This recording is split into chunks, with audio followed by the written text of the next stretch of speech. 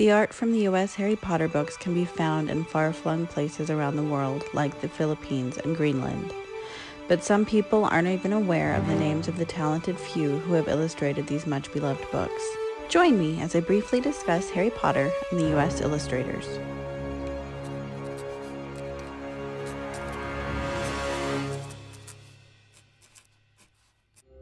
In 1997, Harry Potter and the Philosopher's Stone was published. Within a year, the book was being prepped for other markets, the US being one of them.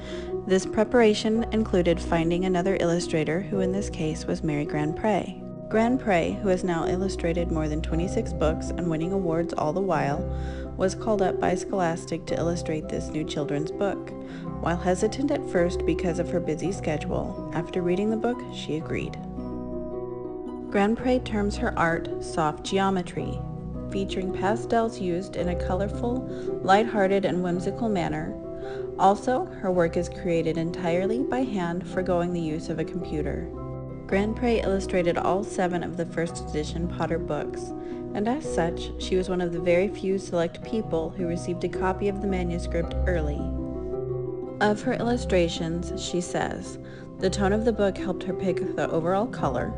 Books 1 through 3 were a mix of jewel tones, and then the art director and I thought for the remaining books it might be nice to call each one out with specific colors. We kind of tried to find a color that was symbolic of the story and use it on the cover. The 5th book, blue, and that was that moody time when Harry was going through puberty, and it was an emotional time, almost draining. And then the 6th book was green, and I just think that there was a lot of descriptions using green, the green light coming from the cave and all of that. And the last book was that warm golden tone that kind of symbolized that final triumphant color.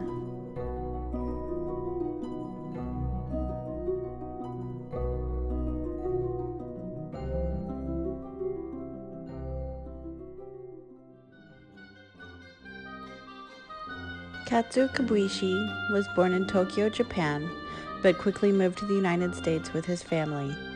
Like GrandPre, Kibuishi began drawing at an early age. Alongside being an illustrator, he is an author of graphic novels. In fact, it was because of one of Kibuishi's flight covers that prompted David Saylor from Scholastic to contact him about illustrating the 15th anniversary Potter books. While hesitant at first, he's glad he was given the opportunity. On working on the Potter series, he says, "I'm an author. I'm in a unique position to be able to empathize with how I want to see my series reinterpreted.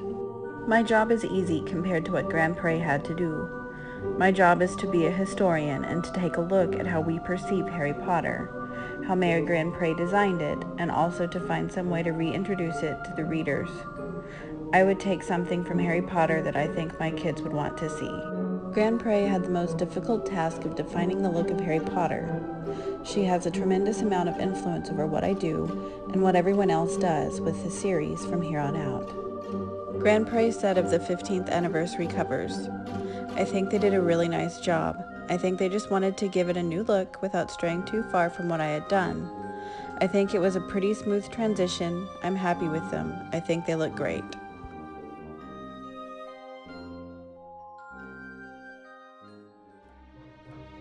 The newest illustrator of the U.S. Potter books, Brian Selznick, a proud Hufflepuff. Like Kibuishi, Selznick is an illustrator and writer.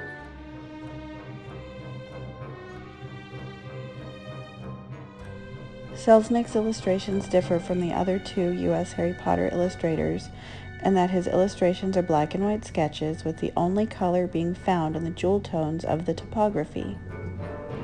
On illustrating Harry Potter for their 20th anniversary edition, he says, "It was an absolute honor to illustrate the books that he so strongly identifies with. I revisited the books and was especially moved by the relationships between the characters in J.K. Rowling's magical world, so I wanted these covers to reflect that." Where original illustrator GrandPre successfully made the book's title character the focus of each of her covers, Selznick seamlessly integrates major characters with magical creatures. The illustrations incorporate important plot details like the Triwizard Maze, Hogwarts Express, Hermione's Time Turner, and others. When all 7 covers are placed together, the images knit together into one tapestry telling Harry's story from Privet Drive to the Battle of Hogwarts. Selznick's new interpretations of the Harry Potter books will be published in paperback in the U.S. on June 26, 2018. The link for pre-order will be included in the description below. For more information on collecting Harry Potter books, subscribe to my channel. Also, go to my website. You're welcome to follow me on Instagram too. If you enjoyed the video, please leave a like. Thanks for watching and happy collecting.